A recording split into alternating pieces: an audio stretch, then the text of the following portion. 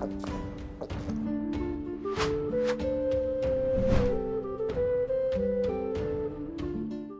moin, hallo und herzlich willkommen zu einem neuen Video hier auf meinem Kanal. Heute gibt es hier eine Runde Shakes and Fidget.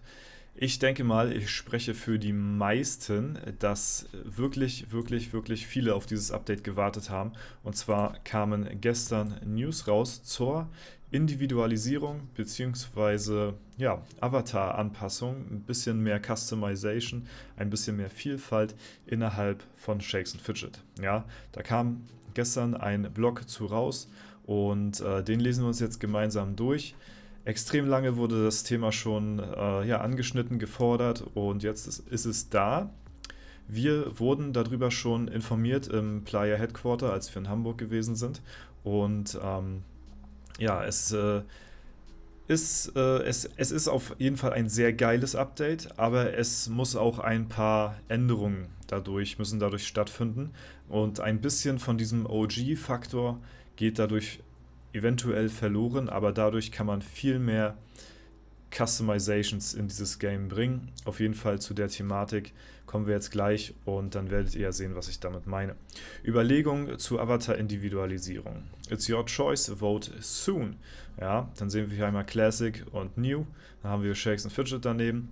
Und hier seht ihr vielleicht schon so ein bisschen, wenn wir so ein bisschen reinzoomen hier ins Bild. Hier ist das Alte und hier ist das Neue. Ja, so sieht das Ganze aus. Wir können das ja auch mal ein bisschen größer lassen. Ich denke mal, das ist in Ordnung. Wir werden demnächst eine Umfrage im Spiel zur Charakteranpassung durchführen. Wir haben Rückmeldungen erhalten, die darauf hindeuten, dass die Anpassung von der Community mit Spannung erwartet wird. Derzeit sind unsere Anpassungsmöglichkeiten recht begrenzt und wir möchten Wege finden, diesen Aspekt des Spiels zu verbessern. Avatar-Anpassung. Die Umfrage wird sich auf die Avatar-Anpassung konzentrieren, die derzeit verfügbar, aber recht begrenzt ist. Derzeit hat jedes Accessoire seine eigene grafische Darstellung für jedes Volk und Geschlecht. Das bedeutet, dass wir wenn wir zusätzliche Accessoires in das bestehende System einführen würden, 16 Grafiken für jedes Accessoire-Teil erstellen müssten. Dieser Prozess ist nicht nur zeitaufwendig, sondern erhöht auch die Datengröße des Spiels, was insbesondere für mobile Anwendungen eine Herausforderung darstellt. Hier sehen wir zum Beispiel jetzt, können wir das noch größer machen hier? Viel größer geht es glaube ich nachher gar nicht mehr hier. So, jetzt ist es wirklich sehr, sehr groß. Ja, also wir sehen hier jetzt schon die Problematik. Zum Beispiel anhand des Hutes kann man halt eben sehen, okay, der würde zwar auf Charakter A passen, aber dann nicht mehr auf Charakter B. So, es ist halt dass die Charaktere, die Avatare eine gewisse Ausrichtung haben und man könnte halt dann zentriert zum Beispiel den einen Piratenhut aufbinden. Nur das Problem ist halt, dass er halt ziemlich off sein kann, je nachdem, wo halt sich eben das Bild des Charakters befindet, wie man zum Beispiel hier sehr gut sehen kann. Ja, bei dem einen passt ein bisschen mehr, bei dem anderen ein bisschen weniger und deswegen muss man da ein bisschen auch individualisieren. Um einen vielseitigeren Avatar-Editor mit einer größeren Auswahl an Anpassungsoptionen anbieten zu können, müssen wir das aktuelle Avatar-System überarbeiten, um die Kompatibilität mit denselben Gegenständen zu gewährleisten. Unser Ziel ist es, Avatar-Designs zu entwickeln, die anpassungsfähiger sind, während sie so nah wie möglich am bestehenden Design bleiben, um sicherzustellen, dass aktuelle Avatare erkennbar bleiben und ihren Charme behalten. Wir müssen jedoch anerkennen, dass eine vollständige Konsistenz nicht garantiert werden kann. Um einen flexiblen Avatar-Editor erstellen zu können, müssten wir Betrachtungswinkel 3, 4 Pose, Kopfgrößen und Formen sowie Farbschema standardisieren, um sicherzustellen, dass zusätzliche Accessoires zu jeder Charakterklasse und jedem Charaktertyp passen. Die Grafik unten veranschaulicht dieses Konzept effektiv. Auf der linken Seite sehen Sie das aktuelle Avatar-Design, das verschiedene Kopfformen und Betrachtungswinkel aufweist, was es schwierig macht, universelle Ausrüstung anzupassen. Umgekehrt zeigt die rechte Seite das vorgeschlagene Avatar-Design, das demonstriert, wie der Hut aufgrund des optimierten Designs mit ähnlicher Kopfform und konsistenten Betrachtungswinkel zu beiden Charaktertypen passen würde. Und hier sehen wir halt eben jetzt einmal nochmal mal sehr gut veranschaulicht, das, was ich auch meinte. Wenn man zum Beispiel so einen Hut ins Game führt, dann ist dieser halt eben im Charakterbild an einer bestimmten Position.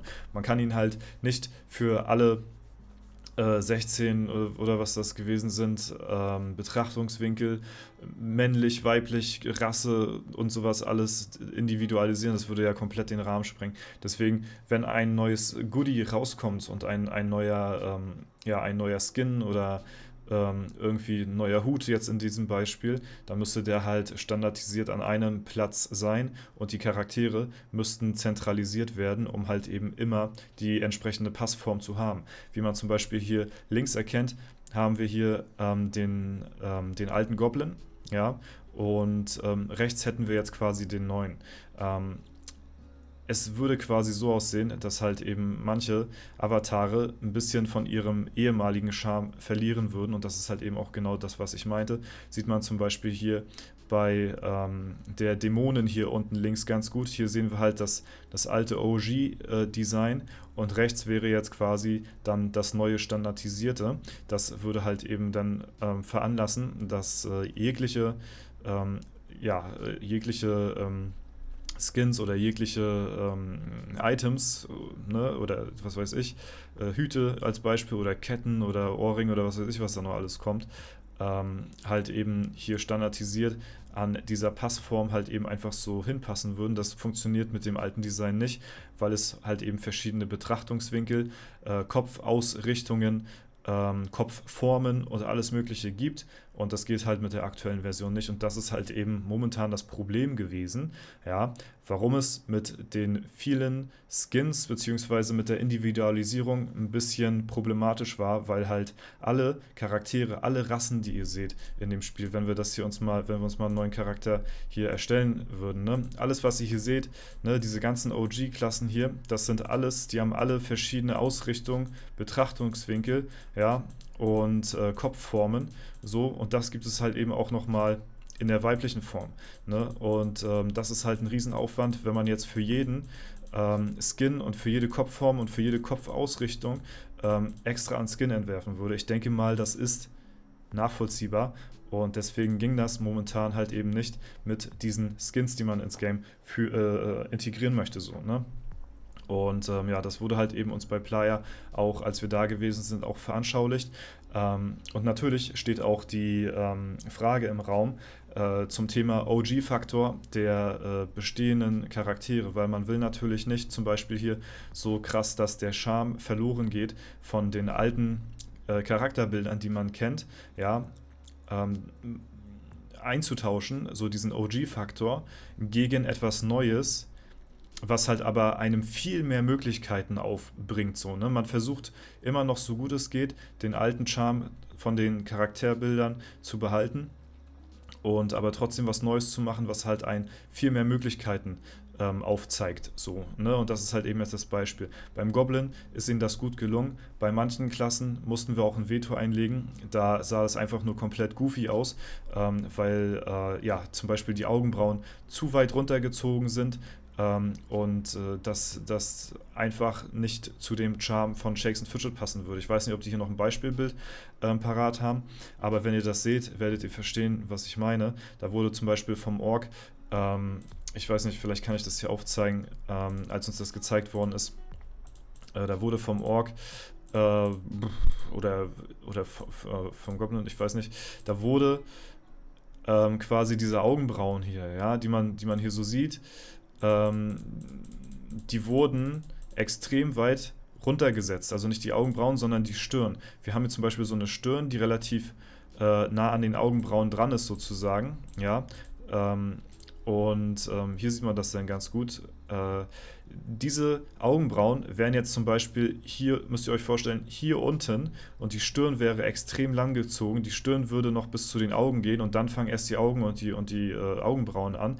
Das sieht nicht gut aus. Ich sage euch, das sieht nicht so gut aus. Und da wurden wir Creator dann gefragt, okay, per Voting halt eben, per Handheben, was kann man übernehmen von den alten Charakteren oder beziehungsweise von den alten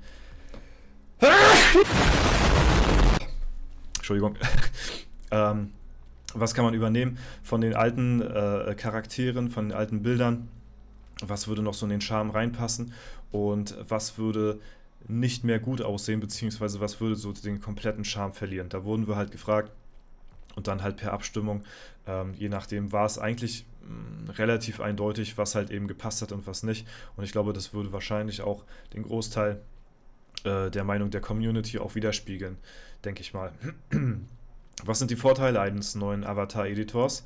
Ein neuer Avatar-Editor bietet Ihnen eine breite Palette an Optionen zur Personalisierung Ihres Avatars. Sie haben Zugriff auf zahlreiche Accessoires, darunter Hüter, Sonnenbrillen, Kleidung und vieles mehr. Zusätzlich werden verschiedene Körpertypen wie weiblich, kräftig und schlank und Hauttöne zur Verfügung stehen, die Sie nach Ihren Vorlieben mischen und anpassen können.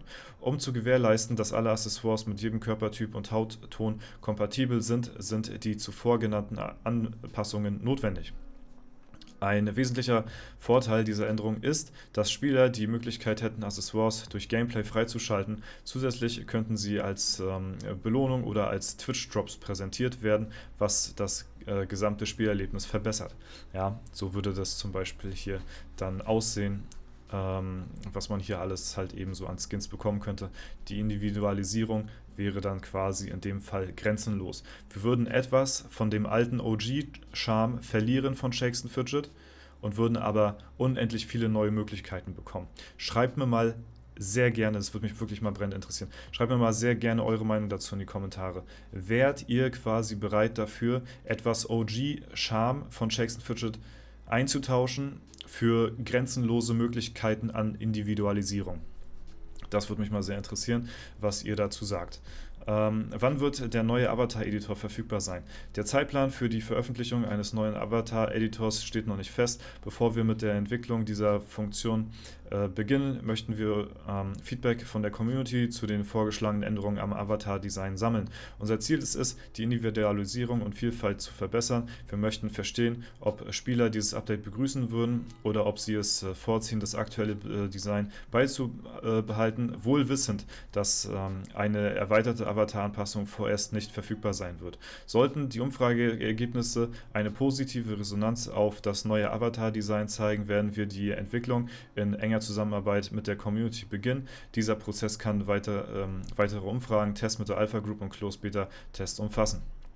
Ja, also ich hätte mir gewünscht, vielleicht passiert das noch in Zukunft, dass sie zum Beispiel noch mehrere Bilder zeigen von den verschiedenen Rassen, Klassen und Völkern, die es halt eben da draußen gibt, weil dann wird das erst im vollen Umfang ersichtlich, was ich meine mit der Aussage, dass halt eben etwas vom alten Charme sozusagen verloren geht, aber dafür halt eben deutlich mehr grenzenlose Möglichkeiten aufbereitet werden können. So, ne? Vielleicht passiert das noch, ansonsten muss ich dann nochmal vielleicht schreiben, dass sie dann beim nächsten dann mal alle Rassen euch zeigen, wie sie dann quasi neu aussehen. Hier haben wir jetzt zum Beispiel zwei Beispiele hier. Einmal halt eben an dem Goblin und einmal an der Dämonin hier unten. Ne? Und ich denke mal, hier wird schon so leicht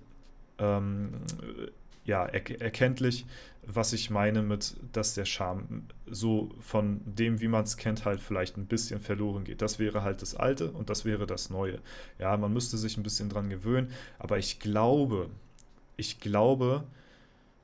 da würde ich halt gerne eure Meinung halt wissen. Wie gesagt, schreibt es mir sehr gerne in die Kommentare. Ich glaube, dass die meisten damit einverstanden wären, neue Designs von ihren Charakterbildern zu bekommen. Ja, die sehen zwar nicht mehr so aus wie früher, aber dafür hat man halt unendlich Möglichkeiten, so viele neue Skins ins Spiel hinzuzufügen, dass es quasi wirklich grenzenlos ist. Ja, deswegen lasst es mich mal gerne wissen. Ich würde sehr gerne euer Feedback dazu sammeln. Schreibt mir das mal liebend gerne in die Kommentare. Interessiert mich brennend. Und ich glaube, dass die meisten so denken würden wie ich. Ich bin mir aber auch nicht hundertprozentig sicher. Deswegen bin ich da auf euer Feedback auf jeden Fall angewiesen. Und lasst mich das einfach mal in den Kommentaren wissen. Ich werde das auch nochmal bei mir im Livestream, wenn ich nochmal live bin, nochmal nachfragen, wie die Leute halt eben dort auf Twitch so darüber denken. Ne? Ich denke mal, hier sieht man das auch zum Beispiel ziemlich gut. Ne? Das ist ein sehr gutes Beispiel hier auch. direkt schon hier im Vorschaubild sozusagen, wie das Ganze aussieht, alt gegen neu. Ne? Und so wird es halt bei vielen Klassen aussehen, dass wir hier zum Beispiel das alte Design haben, das kennen ja auch zum Beispiel viele, und so sieht es zum Beispiel neu aus. Ja? Und da würde ich mir wünschen, dass da noch mehr Beispiele kommen, damit ihr halt eben auch auf euren, ja, Ork, Zwerg, Mensch, Dämon, Elf oder was weiß ich, halt eben gucken könnt und schauen könnt, okay, ist das für mich in Ordnung oder nicht? Ja, das ist auf jeden Fall das, aber das ist halt eben erstmal so eine Überlegung zur Avatar-Individualisierung, um halt erstmal erstes Feedback einzusammeln. Ne? Ich denke mal, das Potenzial ist ja erkennbar, die Problematik ist auch klar. Und jetzt kommt es eigentlich nur noch auf euch an. Wie denkt ihr darüber? Und das würde mich mal sehr interessieren. Vielleicht mache ich da nochmal eine Umfrage darüber. Und ansonsten war es das soweit von mir. Ja, wenn es euch gefallen hat, lasst gerne eine Bewertung da. Schreibt einen Kommentar zu der Thematik hierzu. Und ich verabschiede mich. Danke fürs Zuschauen. Haut rein und bis zum nächsten Mal.